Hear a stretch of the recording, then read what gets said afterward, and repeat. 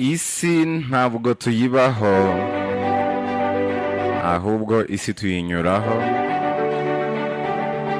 Isomo rikomeye twakwigira ku rupfu, cya mbere ni uko rutarobanura. Irindi somo rikomeye twarwigiraho ni uko rudateguza. Buri wese n'umukandida warwo. Niba rero rudateguza, ni igihe cyo kwiga kubaho buri munsi nk'aho ari wa nyuma, kubera ko hari igihe bizaba impamo. Ni igihe cyo kwishimira buri munsi nk'aho ari wa nyuma, kubera ko hari igihe ayo mahirwe aba atazagaruka. Umuntu abaho rimwe, ariko iryo rimwe yaribayeho neza riba rihagije. Ni igihe kandi cyo kwereka isi ibyacu byose, kandi tukabikora none, kubera ko ntawe umenya umunsi.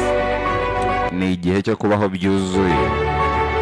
Umuntu wabayeho neza si wabayeho imyaka myinshi, ahubwo numvise icyanga cy'ubuzima kurusha abandi. Niba rero hari undi muntu wagerageje kubaho byuzuye kuri iyi si, akitanga atizigamye, akerekana ibyo yari ashoboye byose, agasiga yeretse isi ibyo yari ashoboye byose, ni uwitwa